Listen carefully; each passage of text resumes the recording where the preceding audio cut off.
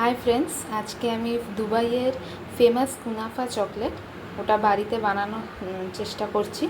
তার জন্য আমার লাগবে হচ্ছে ডার্ক কম্পাউন্ড আর মিল্ক কম্পাউন্ড, সিমুই লাগবে অল্প,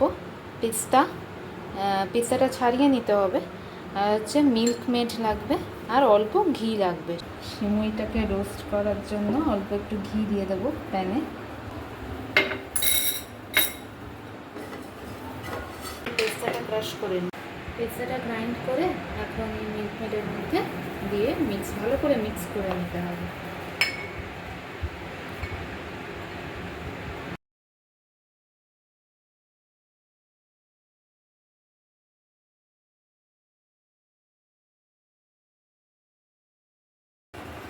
দেখো প্রায় এটা মেল্ট হয়ে এসেছে, এটা একটু টাইম লাগে, এরকম একটু নাড়াতে থাকতে হবে, কিন্তু কোনোভাবেই যেন এটার ভেতরে জল না পড়ে বা নিচে যেন জল না লাগে।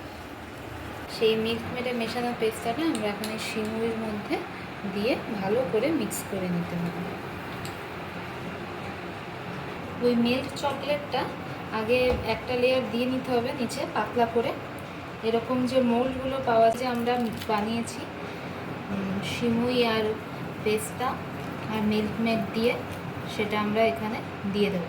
মিক্সচারটা দেওয়ার পরে পুরো প্লেন করে দিতে হবে।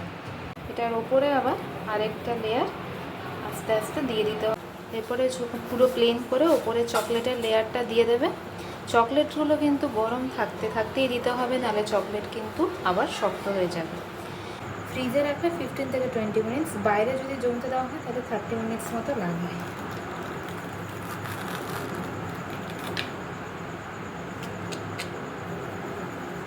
আমরা এবার মাঝখান থেকে একটু ভেঙে দেখি।